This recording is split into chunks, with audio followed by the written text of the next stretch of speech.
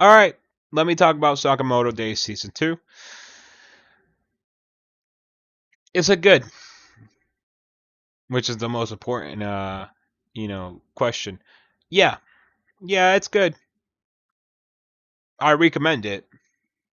So if you want to go watch it, you know, it's on Netflix. I'm pretty sure. But now that that's out the way, I'm going to use a similar format to what I used in the last video, where I got online to see what people were saying about this season. I got on Reddit.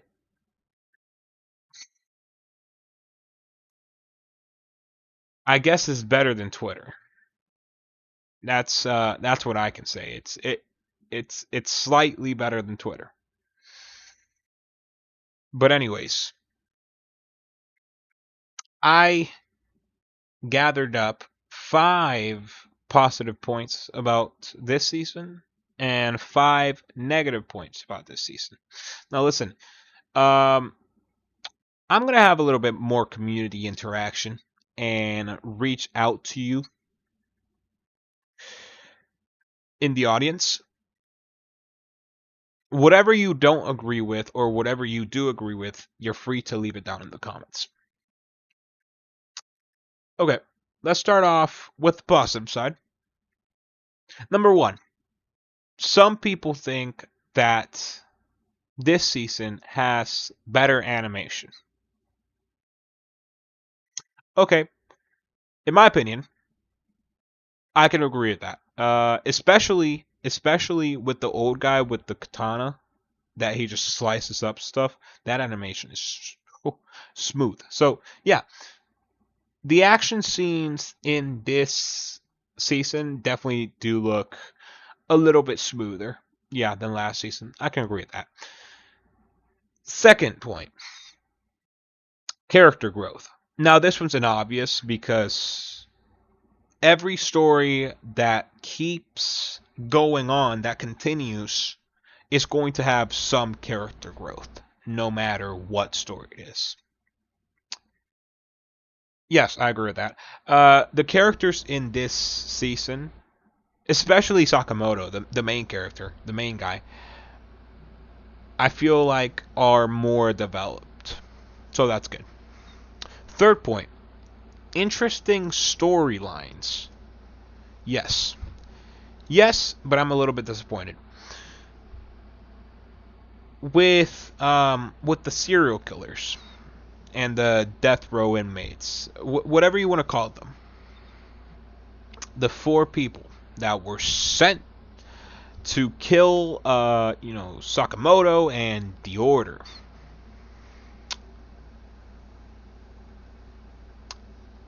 I was disappointed to find out that 3 of them died really early on, because I thought it was going to be a bigger thing this season. um I don't know if it's just that the anime was just a little bit sped up.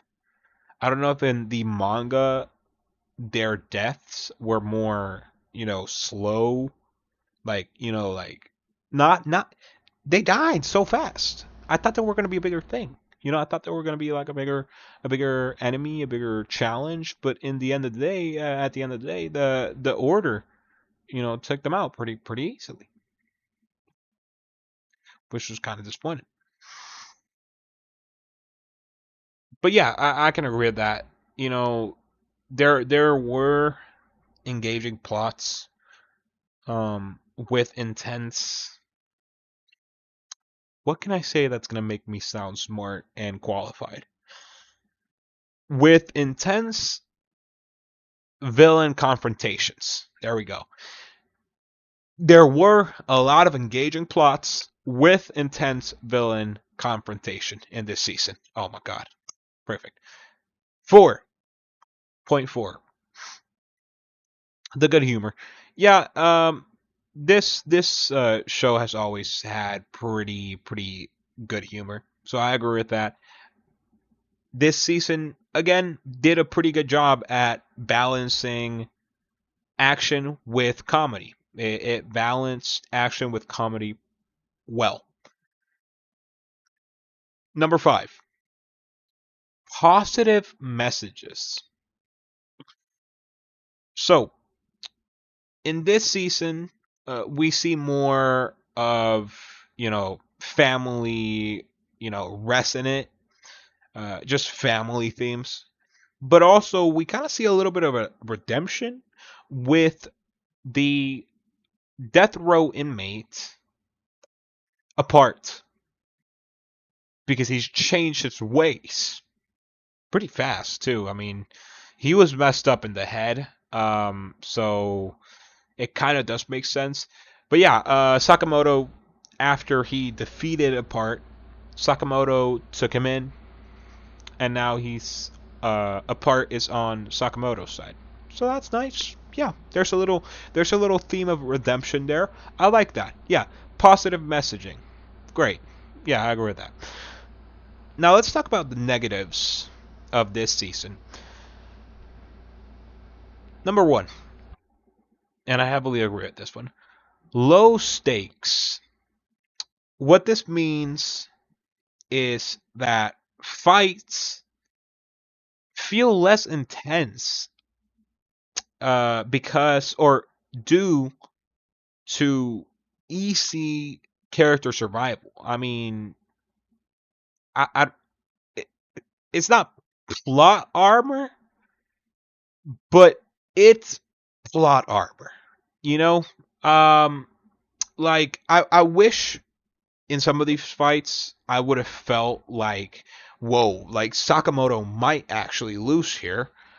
And also like with the order, like, oh, this might be a like this. One of the death row inmates actually had a fight with the guy that can turn into other people. I already forgot his name. And the guy that can turn into other people killed him easily. And I thought the death row inmate character was actually interesting. Minimalist was his name. He crushed stuff into like balls, and he had like super strength and everything. I thought that was interesting. I thought that was like something new, something interesting. Um, and then I already forgot his name. What is? I think it starts with Naga something. I'm just gonna call him Naga. Naga kills Minimalist easily, very easy. So I do feel like there were very low stakes. Now there is one fight where I was like, now hold on now, there might be something here, and that was it wasn't really a fight, but the confrontation with Slur. When Sakamoto actually got to meet Slur, and Sakamoto realized that it was one of his classmates that he learned together with. And Slur, ooh, ooh, ooh, he was actually doing some damage. Okay, he was doing some damage. But then the old guy with the katana showed up, and Slur was like, "Nah, I'm out of here," and he was just gone. And he was just gone. You know, which was yeah. I mean, the one of Slur's guys blew himself up so Slur could escape, and but yeah, low stakes. I agree with that. I just went on a rant. Second point. Now, I don't understand really what people are thinking about this one because I wrote down pacing problems. Now, I saw two types. There's two types of pacing here, right? The pacing with the release of each episode, which that also frustrates some people because they're impatient and can't wait until the next episode is out. And the second pacing type is the pacing of the actual show itself, the pacing of the episodes. And for me, I didn't find any problem with the pacing of the episodes. I actually thought they were a little fast. But people are frustrated with the pacing of the release of each episode, which I'm pretty sure is like weekly from what I remember. So I don't see a problem with that. But yeah, people are just impatient. So yeah, frustrating pacing, and especially on Netflix apparently. I can't agree with that because I don't care about the release date of each episode. I don't care about the pacing of the release of each episode. I'm not too worried about that. I'm watching other stuff, while I wait for the next episode. And yeah, I just can't agree with that. But if you are frustrated with the release time period that it takes for the next episode to be released, then yeah. Third point, shallow characters. Now, I know I said in the second positive point, I said character growth. There was character growth. But some people, including me, still think that there are some shallow characters. So, yes, I agree. There are still some characters that lack that extra depth to them. Yeah, I agree. Fourth negative point, mixed tone. What this means is that comedy and action can clash. But as I said, the show has good humor, okay? And I think it balances action and comedy well. So I don't agree with this point, not at all. I think it's pretty well balanced. The comedy and the action is pretty well balanced. And the fifth negative point, and last, is that there are too many gags in this season. I mean, I can see how people can think that humor sometimes overshadows serious moments, but for me, I didn't feel that. So I'm gonna have to say that I don't agree with this point. I thought that Sakamoto Days season two, well, it's not done yet. It's not finished. There's still more episodes on the way, but so far, I think that Sakamoto Days season two is pretty good. I recommend you watch it. That's all I had to say for today. Stay friendly, stay you, and take care of yourself. I'm out.